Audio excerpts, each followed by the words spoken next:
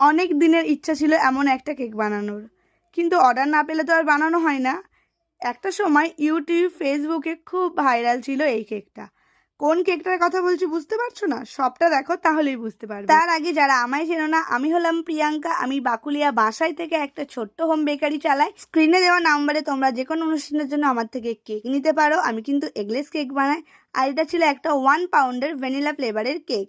তো এই কেকটা আমার বাড়ির জন্যই বানাচ্ছিলাম, মানে আমার বোনের জন্মদিন ছিল, তো ওই আমাকে এই কেকটা বানাতে দিয়েছিল। ডিজাইনটা সম্পূর্ণ ওর মতো, ও আমাকে দেখিয়ে দিয়েছিল যে আমার এই ডিজাইনের এই কেকটাই চাই, রীতিমতো শাসানো, যে আমাকে কিন্তু সেম টু সেম করে দিতে হবে। অন্য কাস্টমার হলে মনে হয় এতটা শাসাতো না, বাড়ির তো তাই একটু বেশি আর কি। তো যাই হোক, এই দেখো কেকটা আমি ভালো করে ফিনিশিং দিয়ে নিচ্ছি। এটা ছিল একটু বাটার কালার টাইপের, মানে ইয়েলো, হালকা ইয়েলো কালারটা অ্যাড করেছিলাম হোয়াইট ক্রিমের মধ্যে। আর এই নজেলটা আমি নতুন নিয়েছি, তাই এটার ওপর এই কাজটা করলাম। আচ্ছা, এটা ছিল 1 পাউন্ডের কেক। তো তোমরা দেখে বুঝতে পারছো কতটা হাইট। 1 পাউন্ড মানে কিন্তু 450 থেকে 500 গ্রাম। আর এটা ছিল একটা ভিন্টেজ থিম কেক, তাই এই কেকটার ওজন হয়েছিল 550 গ্রাম। প্রত্যেকটা কেকে যে 500 গ্রাম ওজন হবে তারও কোনো মানে নেই, কোনোটার ওজন বেশি হয়ে যায় বা কোনোটা 450-র মধ্যেই রয়ে যায়, তবে বেশিরভাগ কেকেরই ওজন বেশি হয়ে যায়।